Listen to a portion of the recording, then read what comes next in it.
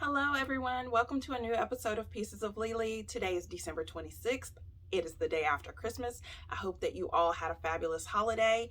If you are a parent or love someone who is on the autism spectrum, I am hopeful that you looked at my video in regards to holiday planning for your child on the spectrum. And I hope that those tips and tricks were useful for you as you prepared for the holiday season. Today, we're going to talk about autism spectrum disorder and how it is in minorities, more specifically the African American community, and its prevalence, and why things are a little bit different for Caucasian children versus African American children as it relates to autism spectrum disorder. We'll tackle all of that. So I think the first thing that we really need to point out is how common is autism in children, period. And the latest statistics show that 1 in 54 children are on the spectrum. 1 in 54. So it's a lot more common than people think, right? 1 in 54. Think about an elementary school. Think about a classroom. There are 20 kids in my children's classroom. Like, it is super common. And people don't realize it. I think another interesting statistic, or something that at least shocked me a little bit, is that Caucasian or white children are 30% more likely to get an autism diagnosis than a child of color. And although, for many people, they think, oh, that means that it's more prevalent in white children, that's simply not the case. Oftentimes in our community, we, get our children diagnosed late or later. And so that kind of impacts or skews the statistics. In fact, it has been documented that African American children receive their diagnosis 2 to 5 years later than a child who is white or Caucasian. 2 to 5 years later. So let's talk about why that is. Why is that? You've got, 2 kids, they're 2 years old, they have similar presentations, but the white 2-year-old gets the diagnosis and the black 2-year-old doesn't until they're 5 years old, 7 years old. Why is that? I think that one of the biggest things, especially in our community, is the stigma behind something being quote unquote wrong with your child. No one wants to admit that their child's different, that they have different, have more struggles, things like that. No one wants to believe that something is quote unquote wrong with their child. So they'll say things like, oh, he or she will grow out of it, or this is just a phase, or whatever the case may be, and just, kind of sweep things under the rug when in fact there's more to the story, right? So I do think that there's still a big stigma behind autism or any disability of any type for Black children. I think that a lot of times we as parents might notice that something is different, but think selfishly and internalize it and say, oh, if something's wrong, that means I did something wrong. And I really, really encourage people to stop doing that. Stop doing that. It has nothing to do with you and everything to do with the child and what they need. Stop doing that. You worrying about what you might have did, the shoulda, coulda, wouldas, is delaying the care and the treatment that your child needs. So just stop doing that. I've heard people say, oh, well, you must have ate horribly when you were pregnant with your child or whatever. And I'm sitting here like, okay, I drank 2 gallons of milk and ate kale. Those were my cravings. Like, you know what I mean? So I think there's obviously a lot of ignorance or lack of knowledge surrounding things like that. The important thing is that when you notice something, that you seek help, that you seek resources and tools, if you're able, to try to help the situation and help your child develop and grow. But I definitely think there's that big stigma on something's wrong with your child, and 2, thinking, oh, if something's wrong, that means I did something wrong. And honestly, that's usually not the case. So give yourself some grace if you are one of those people that were, thinking or internalizing, what's happening with your child. I think that a lack of access to healthcare is huge in minorities. How are you going to get a diagnosis if you don't have insurance? How are you going to get a diagnosis?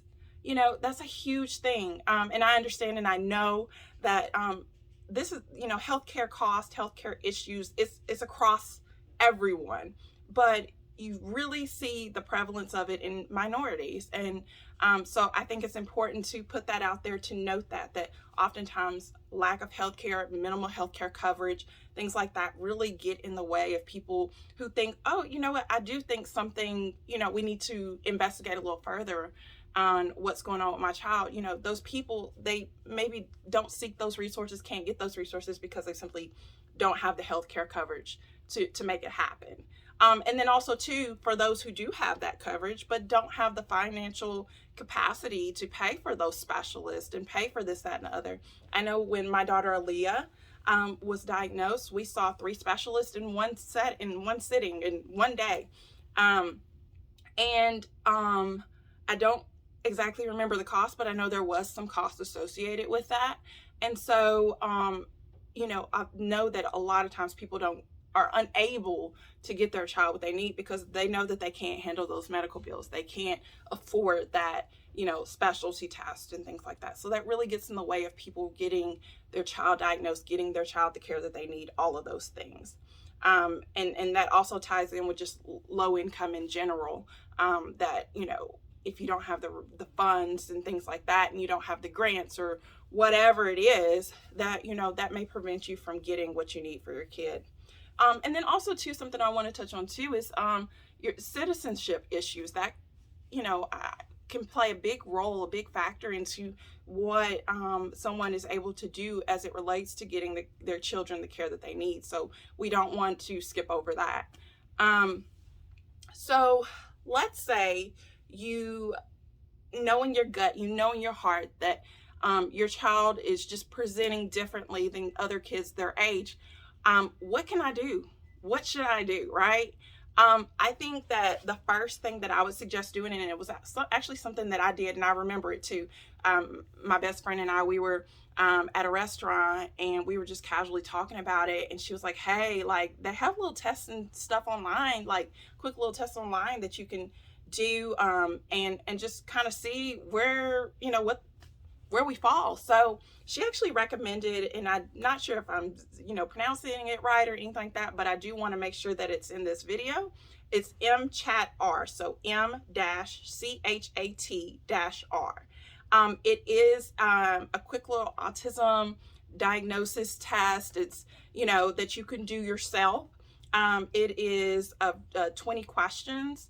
And typically the questions are things like, if you point at a ball, will your child, follow and look and see that you're pointing at a ball? Will they follow that? Yes or no? A lot of yes or no questions. And so based off of that, it'll say, hey, you need to proceed with this, or, the likelihood is this, or whatever. But at least it gives you kind of just at least a basic, idea of whether or not you're on the right track mentally with what your child is needing, what's going on with your child. I know for us, she barely was a yes, barely.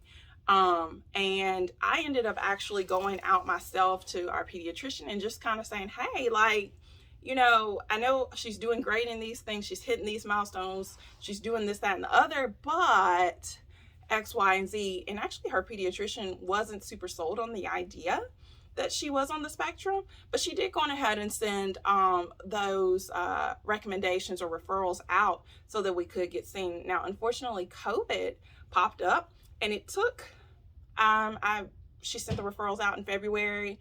I don't think we saw anyone till September, so it took quite a bit of time, but we did go ahead and go out and do it, and she did get the diagnosis. But we started out very simply with that MCHAT-R test. Which I do want to mention and note is for children who are 16 months to 30 months. I'm sure there are other things out there for children that are older, but it is specifically for children who are 16 months to 30 months. You can find it pretty much anywhere online. I know that autismspeaks.com has it.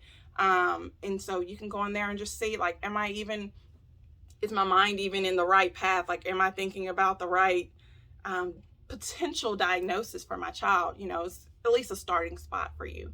But I think that, you know, as things progress, as time progresses, I think that minorities will, you know, be a little bit more open to the idea of autism, and you'll start seeing more diagnosis of that. I know that I'm already seeing it in my community. I mean, you know, when we started the clinic, there were no African American children, or really any children of color, but now there are many. So I am seeing the shift, the change, and things like that. But I think that a lot of the aforementioned things really kind of play a role into whether or not a child gets diagnosed or not.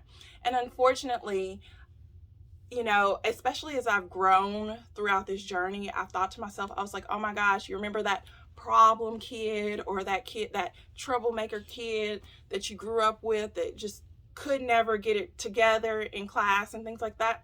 It makes you wonder, were they on the spectrum, or did they have some attention deficit issue, or what happened? You know what's going on. It makes you wonder, had they had the resources and tools, had we had the knowledge that we have today, would they have been diagnosed as well?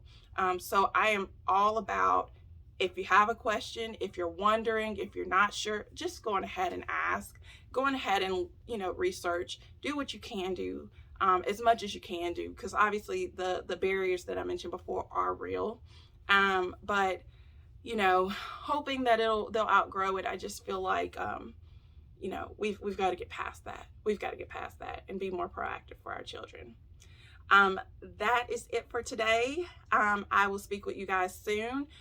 Please feel free to like, share, subscribe, and spread this content out. I really think that it's super important that we talk about autism more and more and more, because as I stated before, 1 in 54 children are diagnosed each year. So see y'all soon. Thank you for joining me today on Pieces of Lily.